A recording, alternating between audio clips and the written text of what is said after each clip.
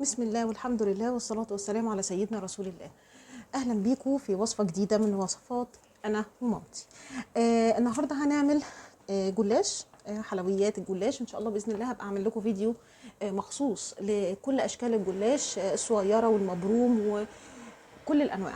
النهاردة هنعمل صينية الجلاش التقليدية جدا، اللي هي سواء كانت سادة أو بالبندق او باللوز او زي ما انتوا تحبوا، مكسرات حتى لو سوداني اي حاجه. المكونات عندنا عباره عن لفه جلاش بتجيبيها من اي حته، سواء من الفرن او من السوبر ماركت، اي ماركه دي من السوبر ماركت. عباره عن سمنه علشان ندهن كل طبقه، ومعانا بندق مطحون عليه معلقه سكر، سكر عادي مش بودره، وعليه معلقه سمنه بس كنوع من انواع عشان يمسكوا في بعض. تمام كده هوت. انا هعملها نص ساده ونص بالبندق. تمام. انا علشان اظبط المقاس بقلب الصينيه دي، صينيه مقاس 30. انا بقلب الصينيه علشان خاطر انا اقسم الجلاش صح واشيل الزوايد زي ما احنا شايفين كده. ادي اول جزء، بسم الله.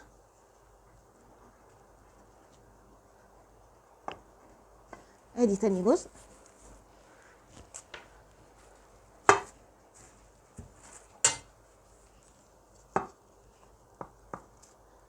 ادي تالت جزء،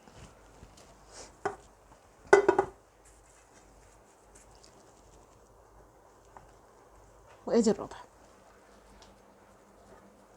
تمام تمام. هنحطه كده على ايدنا ونبتدي نقلب الصينيه.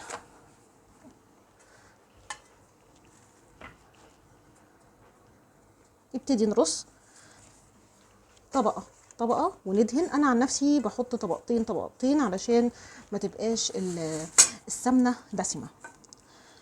وبالفرشه سواء سيليكون او عاديه، دي طالعه موضه قوي، عامله زي بتاعه البياض.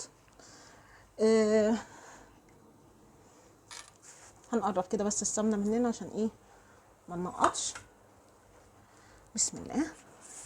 سمنه بلدي.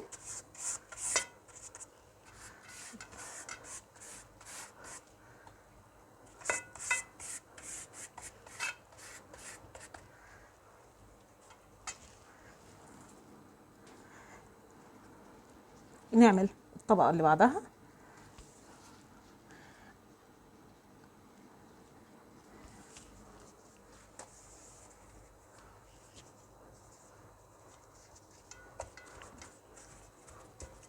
المنظر ده ندهن.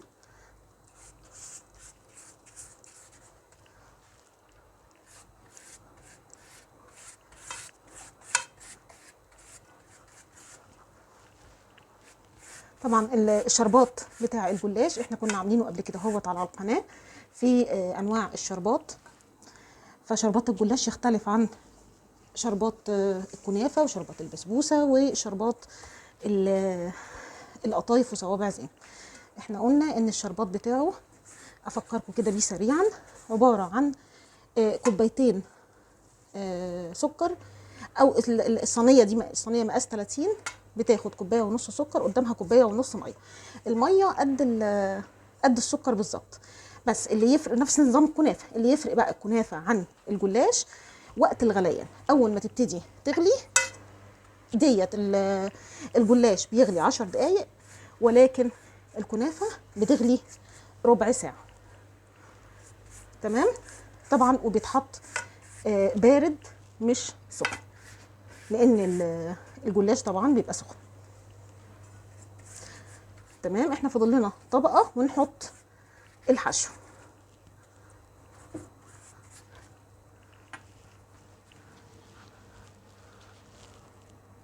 مظبوط، فاضل لنا طبقه واحده. طبعا بتعدوا لان كل علبه بتختلف عن التانية، وبرده بتاعه الافران بتختلف عن العلب الجاهزه.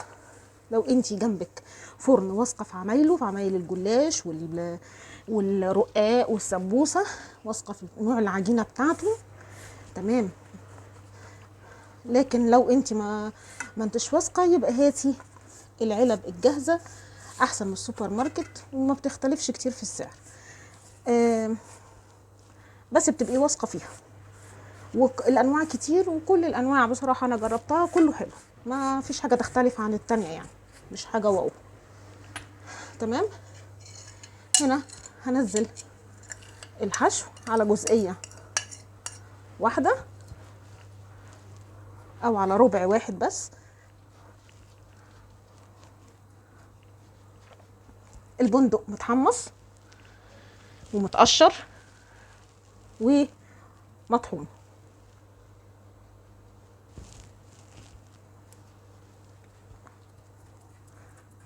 تمام. تمام، هنكمل بقيه الطبقات وارجع لكم. ودي كده اهوت بعد ما خلصناها وحطينا اخر طبقه، طبعا باين الجزء المحشي من الجزء اللي مش محشي، وقطعناها مربعات. في ناس بتحب تقطعها مثلثات وسمبوكسه واربع تربع. كل ده ان شاء الله هنعمله مع بعض. نحطها على درجه حراره 180 ل 200 حسب قوه فرنك. بتتحط حوالي ربع ساعه لتلت ساعه برضو حسب قوه النار عندك، بالمنظر ده. وطبعا شربتها جاهز زي ما قلت لكم قبل كده اهوت، وتستوي ونرجع ان شاء الله. دلوقتي خلصنا خلاص. ده كده هو خد يا جماعه تلت ساعه على درجه حراره 180، وخرج. اول ما بيخرج بنحط عليه الشربات زي ما قلناه في بدايه الفيديو.